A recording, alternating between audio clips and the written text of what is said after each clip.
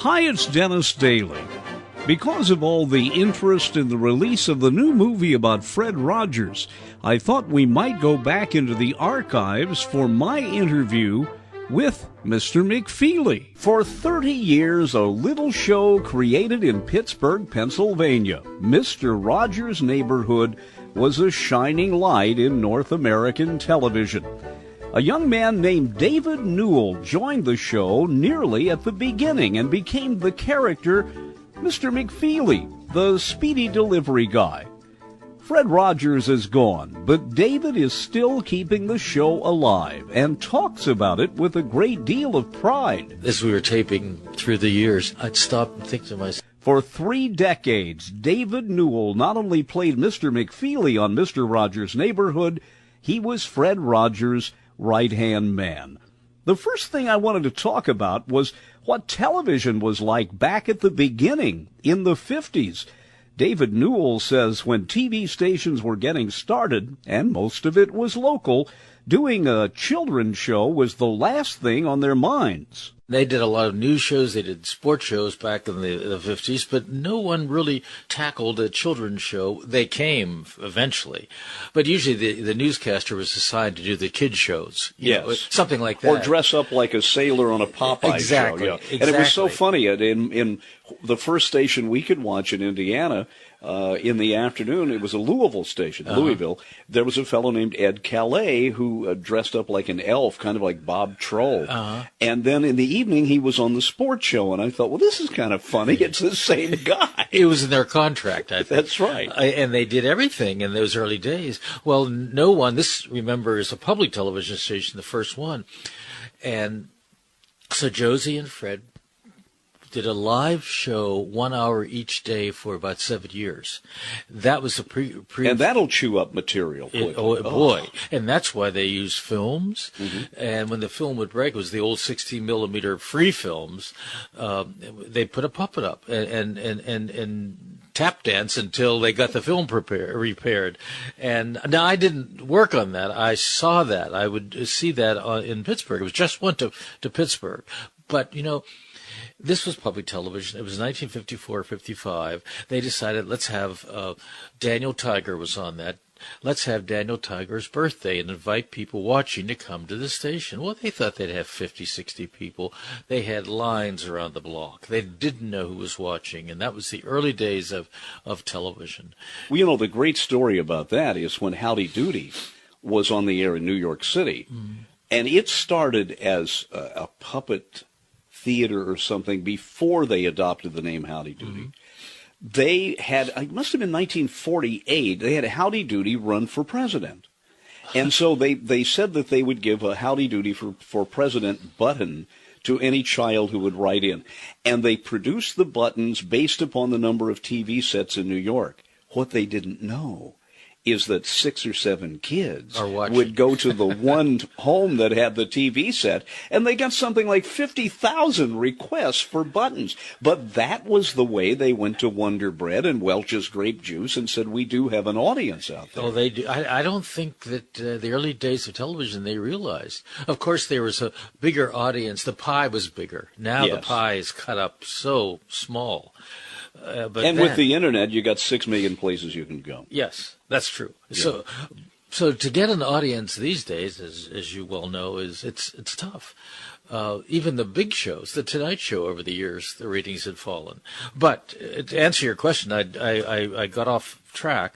So after 7 years of the Children's Corner in Pittsburgh, someone at the CBC in Canada saw Fred, maybe a Kinney of the show, and said, you know, we've seen you, what you've done. We'd like you to come out in front of the camera and be the host of a children's show.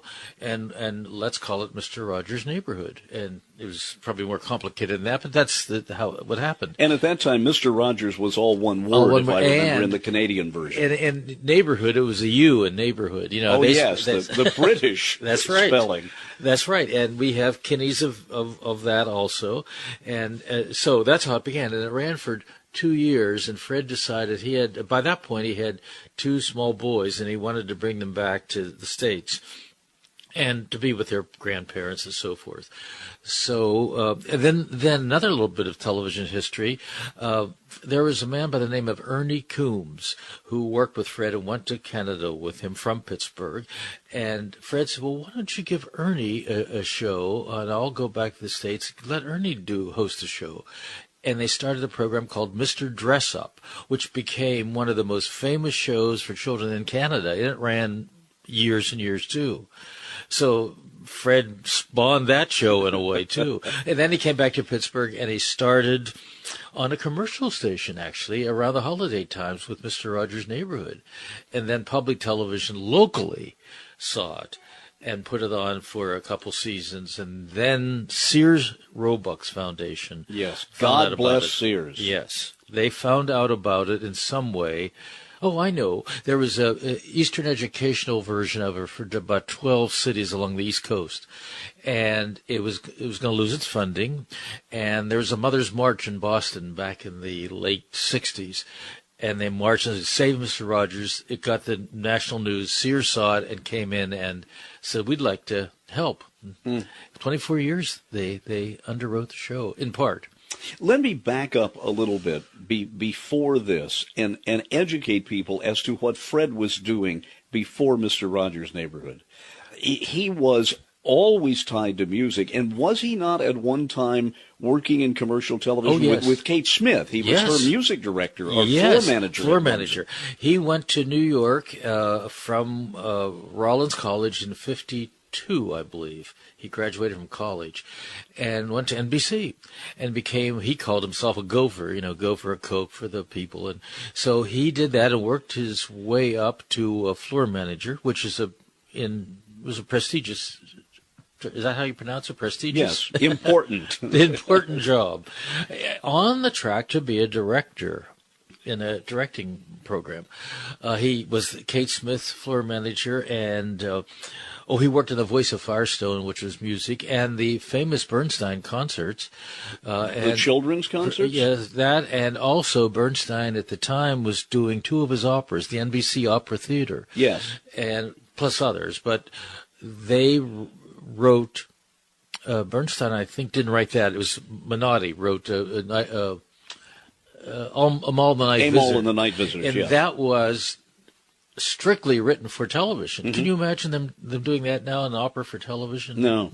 Public television would, but even that is expensive. Here you have a fellow, talented musician, songwriter, who's learning the craft of television. Right, I mean, exactly. If anyone was qualified to wrap all that together in his own show, it was Fred. It was. He had the background in music composition from Rollins College in Florida. He had the experience just being thrown into live commercial television, which is, he learned his craft. At the network level. At the network level, yes. He learned his craft. Fred was a very smart man. He picked things up. He was so quick in picking things up. He had perfect pitch, and he didn't have to use music to play piano. He was quite a musician. He loved it. So that was perfect fit for him. Then one day, getting how he got into. I'm told that, he was also the floor manager of Gabby Hayes' show. Gabby Hayes being Roy Rogers' sidekick. Ever since Roy and Dale died. I have a friend does the world's best Gabby Hayes. I used to worship the ground Gabby Hayes walked on. What you saw was what you got, I guess, with Gabby Hayes. And that's what Fred said. Gabby Hayes was the live host of Westerns on Saturday mornings on the network. And Fred was the floor manager of those live segments. And during one of the breaks, Fred said, Mr. Hayes, what do you think when you're talking to all those children out there? And he said, Freddie, I just think of that one little buckaroo. In a way, that's what Fred did. Right. But then, somewhere in 1953, he heard the WQED was forming in Pittsburgh, the first public television station, and he wanted to be a part of that. And his cohorts at NBC said, "You're crazy. You're leaving NBC to go to a station that's not even on the air in Pittsburgh." He said, "Yeah, that's what I want to do." So he went and became the first program manager of QED, WQED in Pittsburgh, and then thought about a children's show. And that's how it started. And he had free reign. He could do what he wanted to do. And that's, I think, what Fred always liked, that the neighborhood and public television gave him the opportunity to not be canceled at 13 weeks if you don't have an audience. He gave him a chance to grow. He loved that. Well, if you grew up with that show and you watched the continuity of it during the how many years? Oh, well, let's see. It was 3 decades? Yeah, more. Or more, yeah, yes. Yeah. Well, it's still on. But I mean original shows. From 1967 to 2001, whatever the math is on that. So yeah. That's about 33 years maybe. Yes. You watch the show.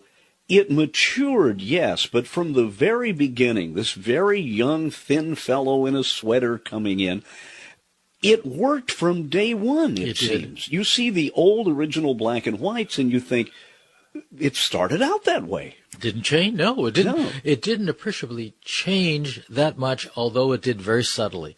For instance, if your listeners haven't seen the show, there's a sort of a screen, a TV screen that shows picture it's called. Yes. And Fred would say, picture on the wall, show us how crayons are made, or something like that, to give children an idea. Well, after a while he thought, I don't want children to think this is magic. I want them to know that there's a projector back of that screen.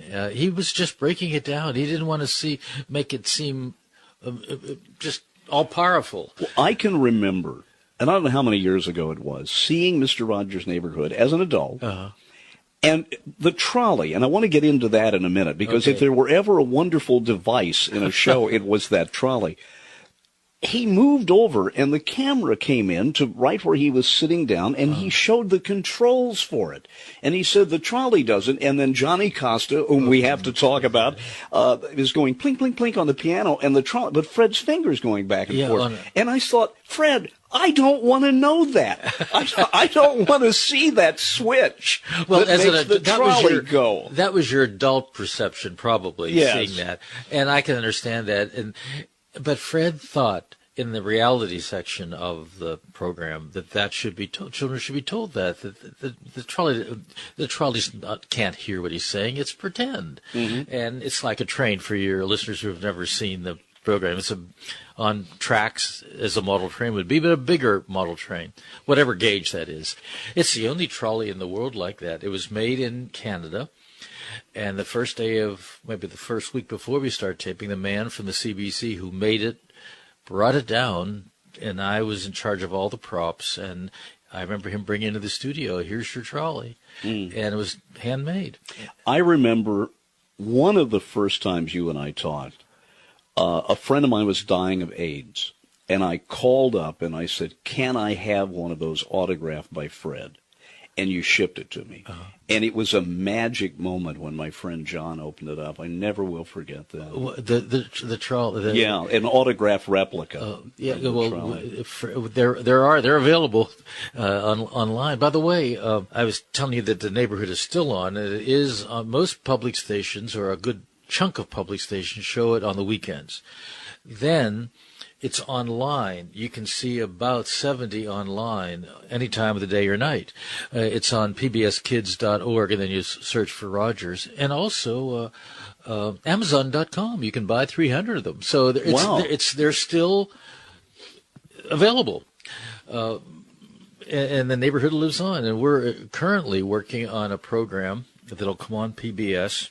It's called Daniel Tiger's Neighborhood. And it's based on all the puppets in the neighborhood of make-believe. I mean, it's animated. How many of the voices of the puppets were Fred? In the Mr. Rogers' Neighborhood, I'd say the majority. King Friday, Queen Sarah. He did Cornflake Especially, X the Al, Henrietta, Lady Elaine, the Daniel Tiger, and Don Quixote. But in a way, I'm glad you chose Daniel Tiger, because to me, he is the most childlike yes, you're right. of all the characters. And I think children can relate to that character. Yes, that's exactly why he was chosen. Plus, he will be the cardigan wearing, he'll open each show by taking off an animated, and putting on sneakers, and then riding the trolley to the neighborhood of make-believe where stories will happen and back again. But the stories, instead of being a half hour this time, will be 12 minutes with an interstitial of something related to the stories, and then another 12 minutes. So it'll be 2 individual stories. You know, you were talking about that speaking one-to-one to child. There was also one other person in the early days of television. That was Frances Horowitz, I think was her name, who also was an educator. Yes. Also, she was Miss Frances on Ding Dong School. Now, didn't Fred have a woman who was a child a psychology advisor? Yes. Tell us about how that worked, because I don't think people realize that this was not just your fly by the seat of your pants show. Each show had a message. Oh, yes, and each show had a lot of research done for it. But before we leave Frances, Fred worked with her at NBC. Really? Yes. That's right. She was at NBC. And he had been in Chicago and also in New York. And I think, it was broadcast from New York, I guess, right? Well, he speaks highly of Frances. Miss Frances. I met her once at a conference, too. We were at a children's television conference, and she was there talking about children's television. Wonderful woman. And yes, you're right. But Fred, his sort of, I guess, what would the word be? Master teacher, let's say, was Dr. Margaret MacFarlane, who taught child development at the University of Pittsburgh. She was the dean of children's play. Play for children is their work, and that was really what she specialized in. But Fred studied with Dr. MacFarlane, and of all people, Dr. Spock and Eric Erickson. They were all at the University of Pittsburgh in the mid-50s. And Fred studied with all of them. What a wealth of knowledge about children. Both psychologically and medically. Yes. Oh, yes. And Dr. Spock taught at this Arsenal Child Development Center where Dr. MacFarlane taught.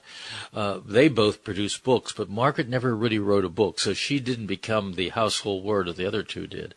But she was a dynamo. And every Tuesday, during our taping years, the 30 taping years we did, she would meet with Fred and go over story lines. And she would say, and Fred would say, well, tell me about such and such. And she wouldn't say, well, the book, page 14 says such and such. She would relate a story about a child that she knew, and she had wealth of stories. She was the inspiration for a lot of Mr. Rogers' Neighborhood. But Fred would take that academic end of it and put it into words that a child would understand, and then they go back over. Each script was looked over by Margaret. Now, you say script. I can't conceive of cranking out 5 fresh, difficult, theme-ridden shows a week during this. How much of it was ad-libbed based upon where you had to go, or was it all completely scripted? If your listeners don't know the program, it has Mr. Rogers coming into his television house, and then he goes to the neighborhood of make-believe where the puppets are. You never see him, and then back again. We would do all of the neighborhood of make-believes first in the studio. We would do maybe 3 weeks of those. And then that set would go down, which is the puppet land that people may recognize. And then we'd do the wraparounds. Fred would write everything out on yellow legal paper. That was his script. Then he would give it to the teleprompter person, and that would be put up. During rehearsal, Fred would go through basically what he wrote, but he would deviate somewhat because then he knew where he wanted to go. So it wasn't exactly a memorization on his part, but he knew what he wanted to say. So in that sense, it was scripted. But I'd come in sometimes making a delivery, and maybe we'd get off the script a little bit. But mine was all memorized. It was written out. Here, Mr. Rogers, would you like to see a film about how people make toys? And What's interesting, the first one you said was crayons, Yeah. because that's also a Pennsylvania company Yeah. over in Easton by Philadelphia. Crayola. Yes, Yes, and I think if anybody, the irony to that, there's two stories to it, but anybody who remembers how things are made on the neighborhood thinks of the crayons. And here's a subtle change, as we were talking about earlier. Fred would say, let's see how things are made. Let's see how crayons are made. Well, Fred thought, again, he didn't want it to be magic. He wanted children to know that people make these. So from a certain point on, he'd call, let's see how people make crayons. Let's see how people make sneakers, whatever.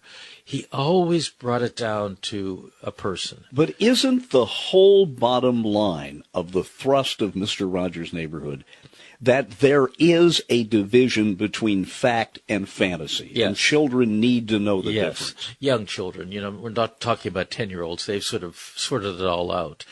But 3-year-olds don't. In fact, in the neighborhood of make-believe, that's where anything can happen. But when Fred comes in, this theme of the day may be going to school for the first time. So he came in one time with a little school bus, and so when you go to school, he sets it up. That in the neighborhood of make-believe, the theme is talked about and acted out, and maybe little dramas happen, and then back to Fred at the end of the program, and he sums things up. There was a whole week of going to school, which is very helpful for young children, because it can be very scary. Oh, yes, absolutely. And I don't know if we even think about that now. We send children off to school. It's changed over the years. Mm-hmm. But I had a friend once who lived across the street from the school, and when she was 5 years old or 6 or first grade, whatever, her father said, "You see that building across the street? That's where you're going tomorrow." That's how she was introduced to school. Wow. I guess he was trying to be helpful. Well, first day of school, my first day of school, I did not go to kindergarten. Uh-huh. We didn't have it then. But I went in our first grade was in the convent building, which is no longer there. But as I am doing this recording, I can see that building. I know where my first grade class was. I know where I was sitting. I remember Sister Mary Grace. That's a trauma sometimes. Oh, my, yes, you're right. I remember my first couple days of there's separation. I was an only child, too, so you didn't have that experience of siblings either. Yes. You had to go in on your own. You were a pioneer. Yeah, exactly. Yes. And I remember it being something that I didn't want to do. And now, of course, they prep you for school much. But Fred did it on television. It really helped. But yes, he separates fantasy from reality. He thinks that's very important for young children. For those who have not seen the show, and I can't imagine that there's anyone listening who hasn't, there was a trolley on a track in his house. Uh-huh. And when they would go to the land of make-believe, the trolley would take off and leave and go through the wall. Right. And then it would come out the other side of the wall, and suddenly it's all puppets. And I thought that was the most amazing vehicle to move the child from one aspect to another. There was that was a master stroke, getting that trolley there. And it has a personality too of its own, but it was a transition object, really. Mm-hmm. And Fred used a lot of that to tell a story on television. For instance, the puppets all have a personality of a child, different facet of a child's personality. Daniel, as you said, was shy and retiring somewhat. X the owl always wanted to learn, very curious.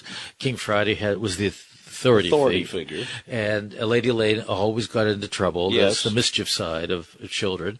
But every time he wanted to do a story about someone being shy or hesitant or whatever, Daniel would be. Or meow, meow, meow, Mr. Rogers. Oh, yes. And not forget about Henrietta. That's Henrietta, right. And she would just say meow, meow, meow. And in a way, Fred had a great sense of humor, too. But he never did inside jokes for children. I think it was the purest children's program on television, because what you see with Fred, what you see is what you got. I have to ask at this point, and I hope I don't open a can of worms. Okay. I can't imagine Fred Rogers being a vindictive person, but how did he weather all of those sometimes very nasty parodies that were done of him on television? You know, insinuating that he was a wimp and all these other things that were, for me, very disgusting. I hated those. Oh, yes. Well, the first one, the major one, I think, was Johnny Carson on The Tonight Show did one. And my other hat with the show all those many years was public relations. So I called The Tonight Show and said, you know, we need some equal time here, in a sort of a joking way. And they put Fred on. And he came out and talked to Johnny Carson. And, you know, when he first came out, there was they didn't know which way to go.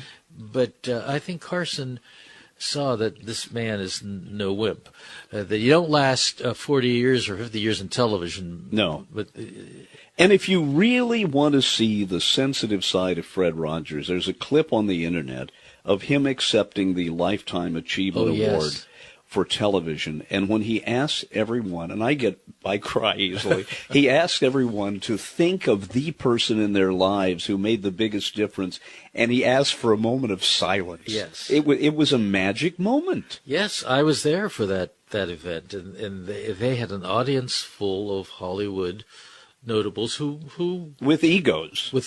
Yes. Who their aim in life was to get ratings. And Fred, in some ways, was saying, you know, we in television are purveyors of information. We have to be careful what we send out there. Before his death, do you think the public adequately was able to tell him how much they cared about him? I like to think he knew we loved him as much as he wanted us to have better lives. Yes, he realized that it took the first couple of years we were growing, but at some point I realized that this is we're turning into an icon. Fred is. The mail is the first. We would never solicit mail. Fred never put the address up right to me, but the letters that would come in are just wonderful. He answered every one. There might be one that send me your picture. He would have sign the letter, but anything with a very important question or something just heartrending, he would answer. But every letter that ever left, every picture that ever left our offices, he signed and read.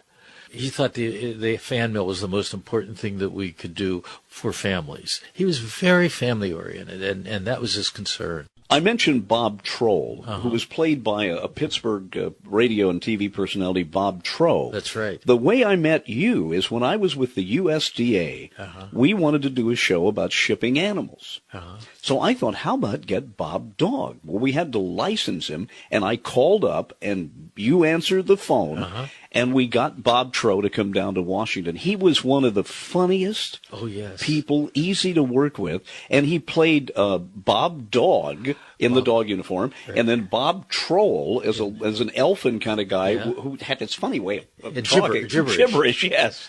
And then he played in the reality segments. He played Bob Trow, who had a workshop, but they would be connected. If Bob Trow, for instance, was repairing a bike in the workshop in the neighborhood of Make Believe, he would be Robert Troll riding a bike and doing something. That was the connection. Fred was a musician, as you know, and I think all of the neighborhoods were like symphonies. He would state something.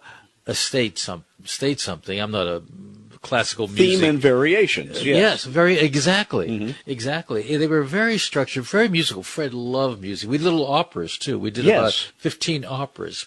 Really more musical stories, but did he write? I know Johnny Costa, whom we still have to talk about. Fred wrote all the music. He did. Because I remember I went around singing, "Sometimes people are good." Oh, he wrote all the music. Do just what they should. And I wanted to get the Fred Rogers songbook, and I never did. Well, I'll send it to you. Okay. And your listeners can get it online if they go into FredRogersCompany.org, frc.org. I was talking about the music. Yes. And John Reardon, who was a Metropolitan Opera singer, was in all of the operas. And within the opera world, he was quite well known as one of the finest baritones, who was also a fine actor, too. Mm-hmm. And he and Fred went to school together. Oh, wow. And that's how they met. And Fred's wife, the three of them were in school together, and Joanne Rogers is a pianist, and Fred is too, and Reardon was a singer, and that's how they met. So they stayed friends until John Reardon's death, and then Fred. But Fred Rogers' wife is quite active. She lives in Florida part of the year and Pittsburgh part of the year. She has a son in Florida, a son in Pittsburgh, so she goes back and forth. Then there was Lady Aberlin. Yeah, Betty Aberlin, yes. And Betty is an actress who started on Broadway shows. That was her primary occupation. And she ended up in a touring company of the Mad Show, and came to Pittsburgh, and Fred had seen her and asked her to be, we were starting. And so I think she stayed in Pittsburgh for a while and then commuted. Mm-hmm. And Betty Aberlin. Because I remember she was there from very early on. Yes, in fact, the day I started, Betty was in the corner of the studio rehearsing with Johnny Costa. And I came in the studio and met them at that point. Now, there was a fellow, Chef Brockett. Yes, Don Brockett. Did he have an artificial leg? No. He had, when he was a child, he had... I guess they call it infantile paralysis. Polio, commonly referred to. Yes. And he... Because I often wondered, he just had that little odd movement. No, he had... That was a result of his polio. Mm-hmm. He overcame it as best he could. He had operations over the years to straighten his leg, but he always had a slight limp. Yeah, I hate to remember that one thing about him, but I do remember two things about him. He never looked as if he was acting. I mean, most people on that show didn't. It was very, very conversational. But he's the kind of guy you just wanted to have lunch with. I mean, he just seemed that way. He was quite a character. Don was, all of the cast members on the program, with the exception of me, were freelancers. I worked full-time around the clock practically with the neighborhood for all those years. And Don was a writer. He did a lot of stand-up comedy on his own with a partner, Brockett and Barbara, they were called. But he wrote some material for Phyllis Diller and some stand-up comedians. He produced a lot of shows, nightclub reviews, things like that. That was his main occupation. Well, he certainly played an important part in the show. Yes. And there's one other fellow I can't pull. Joe Negri. Handyman Negri. Oh, Joe Negri is one of the best guitarists around. He is superb. He and Costa just are incredible. And what's the expression? You're not in your own town or something. You're a stranger in your own town or something. You're not appreciated. I think everybody in Pittsburgh takes Joe for granted because he's been around so much. But he plays with all of the names. He just recorded a record or CD with Michael Feinstein. Wow! And then he toured with Michael this summer a little bit, and it's at the Newport Jazz Festival. Joe is a wonderful jazz guitarist, and if your listeners ever want to hear, they can go to Joe Negri, and he has a lot of Negri. That's right, Negri, and he's superb. He did also. His own composition called the Jazz Mass, and it's on a CD, and he performs it a lot in churches and just in concert. So that's his occupation. He's a musician. He was a musical director of one of the commercial stations in Pittsburgh, and then they would all come and be on the neighborhood. I was there all the time, and I was more involved in production. And then I'd be on camera, too. So I had 2 or 3 hats. Now, let's talk about Johnny Costa. Yes. There's a constant movement of music in that show. and there are little tinkly reactions. And when the Yes. trolley moves back and forth as if to say, hello, Mr. Rogers, it's... Exactly. I have seen Johnny Costa play. This man had flying fingers. Oh, he did. He had to be one of the great, and he looked as if it was Effortless. And he did it all up here in his head. He didn't have to use music. He'd hear it once and he'd have it. Maybe the first time Fred composed something, he'd go over and doodle around with the music, and he'd know it. I remember seeing him somewhere where he was explaining that how he had to figure out what motif to use, that he could have played it. Tell us about that. You saw that in Fred Rogers' America's Favorite Neighbor, I believe. Yes, yes. And Johnny was, he said, I think he based it on, I'm not sure, I think it was Beethoven. It was a piece of classical music. The motif for yes. it, yes. And he demonstrated how he could play it like a children's music show. box kind of thing, yes. Or he could do variations, and he did the variations. And I wish I could explain it as he did, but he's a genius of the.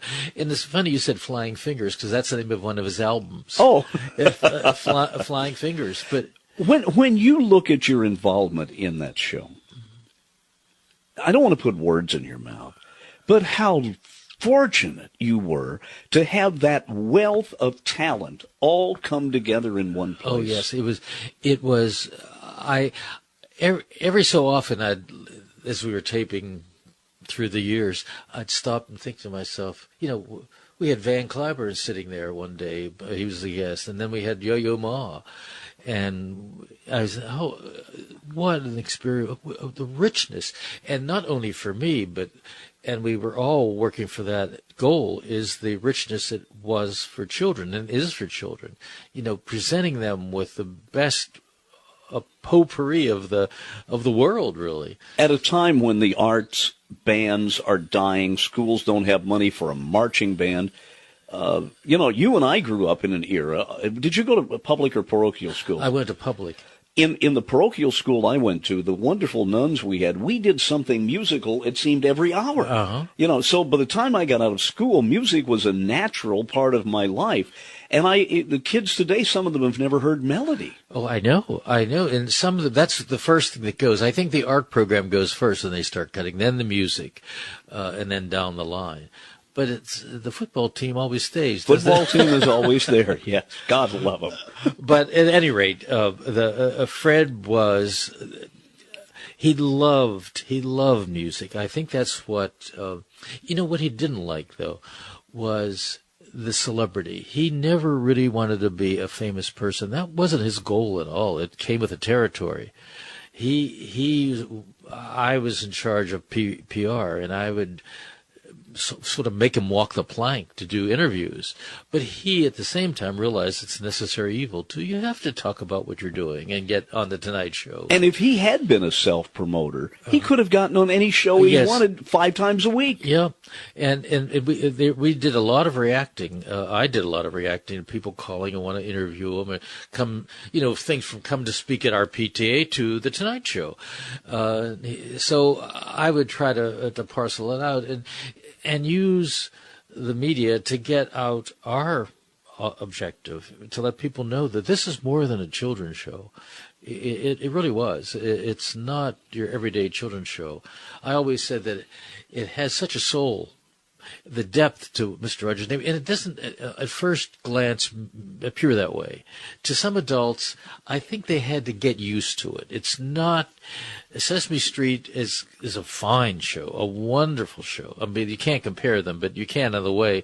And that Sesame is jazzier and a little hipper than the Neighborhood. But now it's slick. It's slick. It is, but it has it's excellent. It's one of probably the best show on television, Sesame, for combining commercial slickness with education. David, what is the legacy of all of this? When you first got that telegram, come to Pittsburgh, and you started working with Fred Rogers, how long did it take before you realized there's something special here? And what is the legacy of Fred Rogers now? Well, it took about 2 years to realize that, this just isn't your little television, little kiddie show. a lot of people might think it is just from just seeing it without thinking about it. But when I started to hear some of the songs, and for instance, what do you do with the mad that you feel? It was telling children, and anger, you can be angry. There's nothing wrong with being angry. It's what you do with that anger. You don't hit somebody. And that's in a song. And in some ways, I hope that children hear that. And I think a lot do, some don't. But it's different. It's different, and Fred had that mission. And permeating the whole program, it was the respect of the individual, the respect of childhood. And, and I think that's why Fred respected children in childhood, and I think they got that. They couldn't articulate it, but they knew that. That came through the TV set. And I think that childlike aspect of the character is what most people didn't understand. Yes. Because we live in a society now where we almost try to deprive children of their childhood. Oh, yes, we want them to grow up too exactly, quickly. and Fred was so against that. The program is not childish; it's childlike. It's a big difference. But I remember one time, Fred, we were doing this little opera, and Fred said, we'll just show a child a tuxedo, and I'll wear a tuxedo, and we'll do sort of opera, just sort of tongue-in-cheek. And I was at the tuxedo shop, and I found a little tuxedo for a 3-year-old. And I brought it in to show Fred. He said, it's cute, but I don't want to put adult symbols on children. He didn't want to show that because that's an adult symbol in many ways. That's how he thought. So many examples like that. He was so concerned about, we did something once on pollution, and he had the word pollution. And he thought about it for a while, said, these children are going through potty training now too, and he said, I don't want to imply that anything is. That's how he thought. And back to your question, then I started to realize, this is more. One person called him a singing psychiatrist. I love that. That was Peggy Charon, who was the head of ACT, Action for Children's Television, who were very influential in getting producers to think about what they're giving kids. But the legacy of Fred, it's so hard to put it in words, but I think the legacy is our letters, and the letters that still come in the reaction I still get. A lot of people tear up when they see me, even adults. It meant so much to them, and I still get thanked. Well, it was really Fred who wrote everything. You should. But I felt I was a spoke in the wheel, but Fred was the driver. But the legacy, and I hope we can continue that. Just if nothing else, the generations to come respect children and childhood, and we do all we can to help and understand children. I don't think we do totally. I think we take children for granted sometimes. I'm not saying we all do, but I think that's the legacy I hope. Fred hoped that would be the case. These programs, as you said earlier, they're still showing Steamboat Willie, one of the first cartoons of Disney. Yeah. These programs could be that way. They are, although they may look a little dated. But at some point, they're going to come back and be in style again, because they're of no particular era, in a way. I call Fred an electronic Dr. Seuss, and in a way, it's like Wizard of Oz. Wizard of Oz will be shown for as long as we have something to show it on. Yes.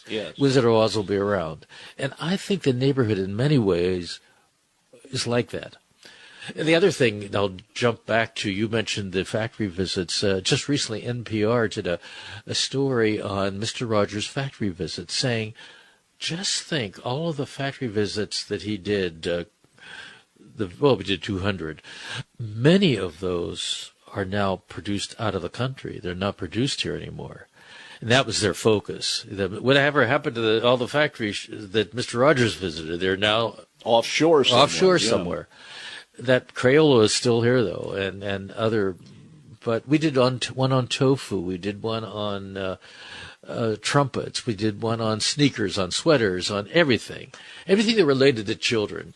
And there's also, if you have a local children's museum in your area, there is a traveling exhibit called "How People Make Things," based on the factory visits we did. So look for that.